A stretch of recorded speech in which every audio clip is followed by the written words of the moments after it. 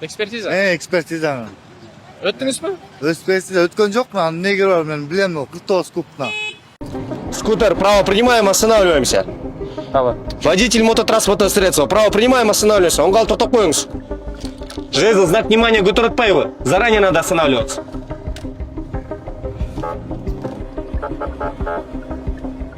Скутер, остановись, пока не едет. Тоқтап тұр, айдабай тұр. Купте бердиле сизге? Канча купте бердиле? Эме деген 49 деп алган.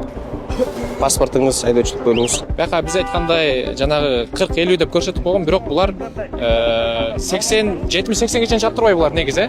Кандайсыздар? Шлем каякта? Шлем жок эле. Могул скутердин ээси тирүү же тирүү эмеспи деген суроо да. Bunun içinde каза болгондор да барбы? Демек анда бул 49 куптан чоң экен да. Ооба, бул 49. Бирок 49 деп документте берилген. Бирок 49 деп документтен Кытайдан берилген да. Мен бир эмен угуп калдым да, бир жаш балдардын сүйлөшкөнүн угуп калдым да. Саркаев мени токтотту эле, качып кетти, мени кармай алды деп сүйүнгөндөр бар экен. Ошондой болду беле? Жаш балдардын скутер айдаганы аябай көп. Анан айдоочулардын айтуусу боюнча ДТП жанагы авария учургандар көпчүлүгү жаштар дейт. Ошол айынан көпчүлүк катталып атыптыр.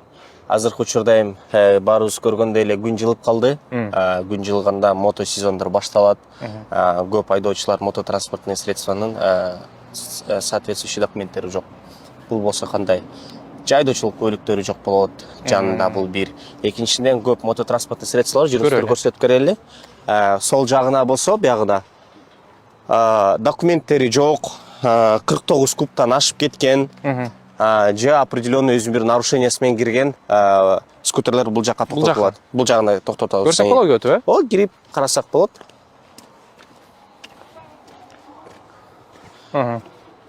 Тигил жагына өтүп кетебиз. Күнүнө азыркы учурда бизде рейд жүрүп атат мототранспортный средствого карата. Биздин кызматкерлер күнүнө жок дегенде минимум бир 30тан 20дан скутер кийрет. Это минимум айткандачы, эң аз болгондо дегенде бүт скутерлерди бул жакка келип коебуз. Азыр бул жердеги эмнеси жоктор келип токтолду азыр мисалы. Могул жакта тургандар бүт нарушениялар менен киргендер. Бул болсо же соответствующий документтери жок 49 кубтан. 49 куб болгондон кийин көп алып атканда башында скутерлер ушул ой менен алган, айдоочулук көлүгү кереги жок. Жана эч кандай документ кереги жок, биз айдай берсек эчтеке болбойт депчи. Негизи биз азыр силер көрүп аткандай эле көп ДТПлар катталып атат, жаш өспүрүмдөр айдап атат. 49 кубтан ашып кеткенден кийин сөзсүз бул мототранспортный средстволор экспертиза өтүш керек.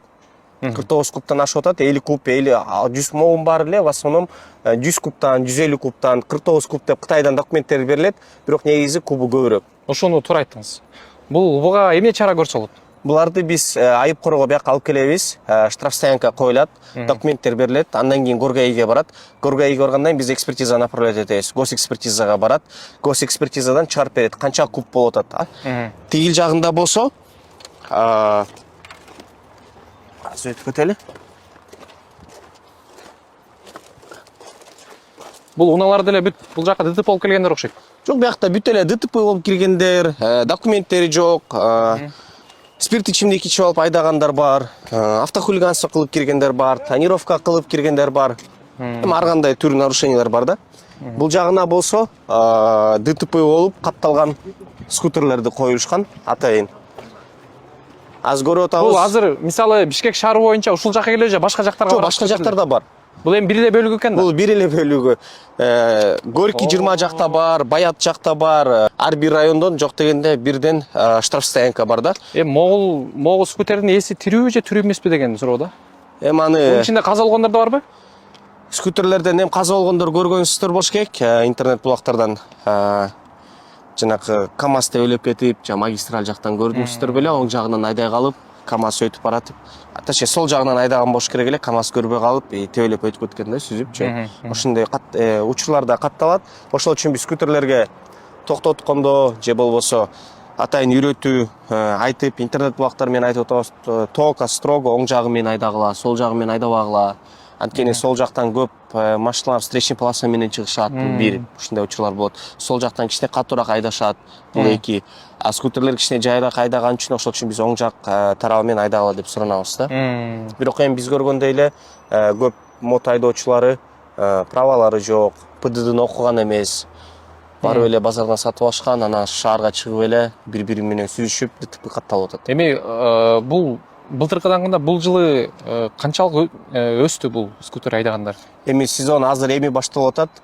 Бирок биздин оюбуз боюнча, карашыбыз, көргөн анализдер быйыл скутер андан да көбүрөөк айдагандар болуп атат да. Былтыр эми элдер үйрөнүп, жаңы базарлардан алып, ушундай мода башталбады эле, эсиңердеби? Анан биздикилер дагы көбү андан көрөк велик алгандан көрөк мотоцикл алайын деп көбү ушу мотоциклге өтүп атышты азыр. Негизи биздин скутер айдаганга биздин эл журт мындай даярбы? Муну айдаганга эл журт көнгөнбү? Бизде шарт барбы? Негизи мототранспортты Негизи талап айдагандан боюнча кийин бул кадимкидей эле мотоцикл да. Негизи мындай карап келсең, средство повышенной опасности деп коет орусчачы. Бул механический неме да, мотоцикл да, бул велик эмес, буну оңой токтотуш эмес. Бул машинанын скоросту менен 60-80де кеткенде бул деле ошол кетет. Эл өзү айдардын астында ПДДны окуп, экспертизага келип, өзү атайын ошонун баарын алдын ала карап өткөзүш керек.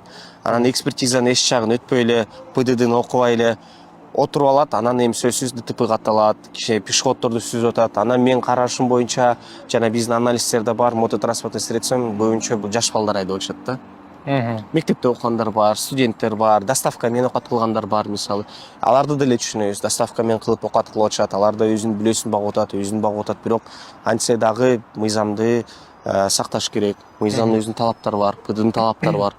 Бул сөзсүз алып келип бизди стоянкага коюш эмес, же сөзсүз алып келип протокол жазып бериш эмес да.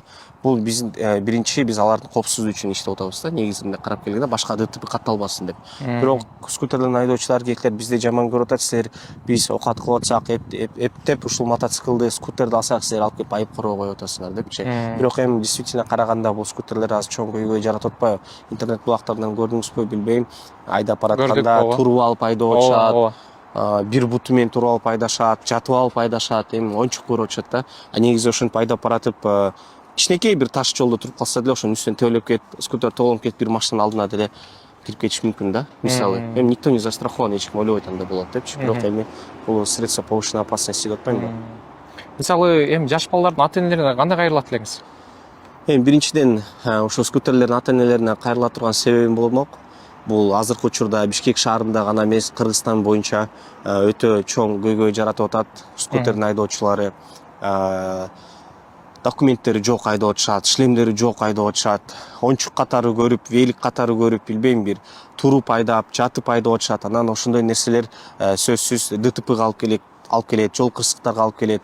Анан башка бирөөнүн өзүнүн өмүрүнө болбосо дагы башка бирөөнүн өмүрүндө ойлош керек да. Себепкер болуп калат. Ошол жактан себепкер болуп калбаш үчүн ата-энелер суранат элек, силерден карап, жесткий контролго алып, балдарыңарды кандай айдап атышат, каяка айдап чыгып атышат. Ошону скутерди алып берердин астында дагы мындай ойлонуп алып бериш керек да. Ушу балам айдай алабы депчи. Жолго чыкканда кантип айдайт, мисалы. Билеби жол эрежелерин же жол эрежелерин билбейби деп алып бериш керек да. Анан жөн эле эми акырындап айдай берсе болот деген дагы бул нерсеге келиш болбойт.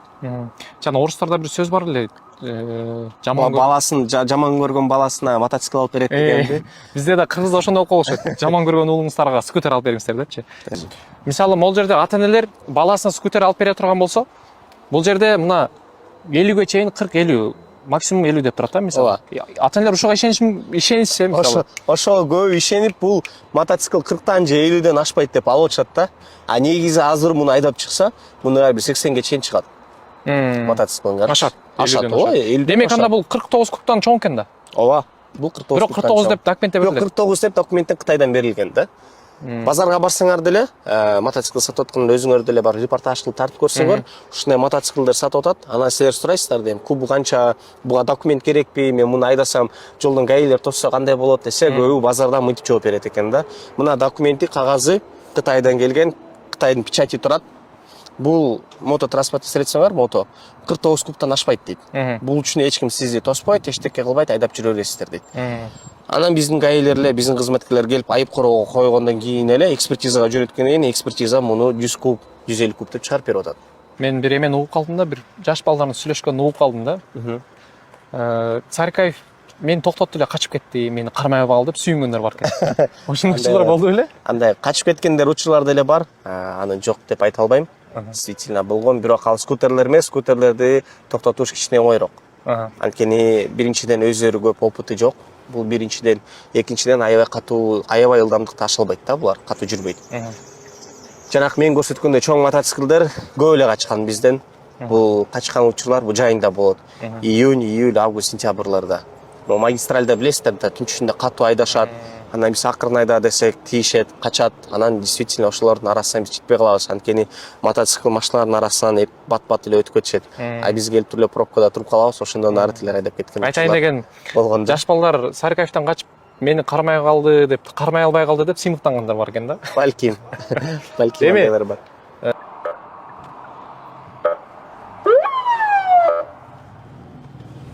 Öyle. Шкода, пропускай GX.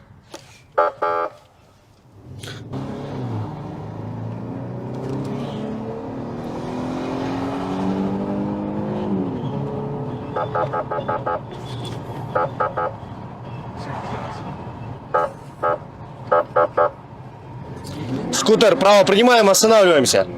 Давай. Водитель мототранспортного средства, право принимаем, останавливаемся. Оңгал токтоп коюңуз. Оңгал токтоп коюңуз. Право принимаем, останавливаемся. Третий скутер жана токтосоз.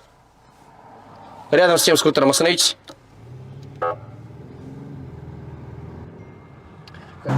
Здравия желаю. Лейтенант милиции Соловик. Водительское удостоверение ваше, пожалуйста. Документтериңиз толукпу? Yok, onu bana. Экспертизаны өттүңүз беле, Гос экспертиза өттүңүз беле? Abi ekspertiza merde var boş ver. Bugün короче yeme жаңы эле сатып алгам мен. Качан сатып алдыңыз эле? Abi bir eме oldu 5 gün 6 gün diyor mu? 5-6 күн эле мурун. O ança bile düşünüyorum ben aytayım.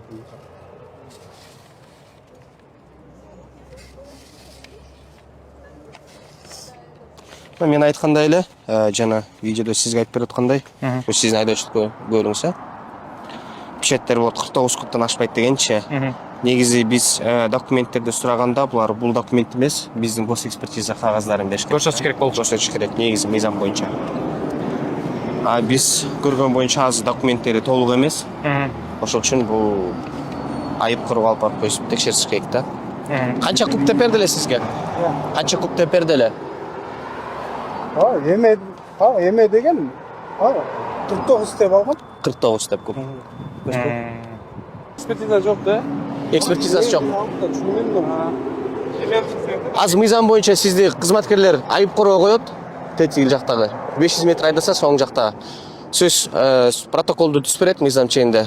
Мыйзам чегинде өзүңүз гос экспертизаны өтөсүз. Гос экспертизаны өткөндөн кийин скутериңизди кайра айып короодон алып чыгып кетсеңиз болот. Хорошо? Жолуңуз болсун. Не нарушайте.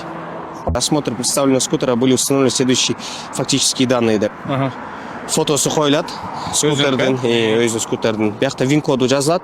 Вин коду могул жакта болот. Пластмасканы алганда вин код көрүнөт. Дублирующая табличка установлена завода-изготовителя, имеющая маркировку с указанием объема двигателя. Булар 49 деп көрсөтүп берип атат. Согласно справочным сведениям по данным моделям скутеров, а также расшифровке маркировок на двигателе модели ZW139QMA и установочной заводской таблички имеет рабочий объем в цилиндре 49 сантиметров кубических форм. Был действительно 49 куб экен деп экспертиза чыгарып берди да. Ошол негизинен айдоочу документтер менен протокол менен бул жакка келет, штрафстоянкадан чыгып берет. Эмнеге сынып калган байке? Кайсылар? Молар, сыныптар, молар. Ошо да ЗТПдан кийин да. ЗТПдан кийинкиси ушул бе? Оңгай элекспи? Эме, буну айдаш үчүн нелер талап кылынат экен? Муну айдаш үчүнбү? Мына права сурашат экен. Права сурап атасыздар. Права пока сурайлык эме жуачат да барго. Экспертиза. Экспертиза. Өттүңүзбү? Экспертиза өткөн жокмун, анын негири бар, мен билем, 49 кубтан. Вот. Өтпөй эле өзүңүз билесиз. Айтып берип. Билем, балдар өтүшкөн, ушундай эле скутерден 49 куб билем да. Моторуна жазып турат да. Карап эле. Porsche менен онда кичинекей эле на. Бул канчага чейин чыгат? Максимум канчага чейин чыгат? Максимум 75. 75 чыгат. Көп нарушение. Кандай учурлар катталат мисалы? Кандай нарушение кылышат? Алар эмете беришет, болбогон жерден эле өтөм деп эле тиги эметип атышпайбы? Болбогон жерден эле өтүп эле деген эме проблема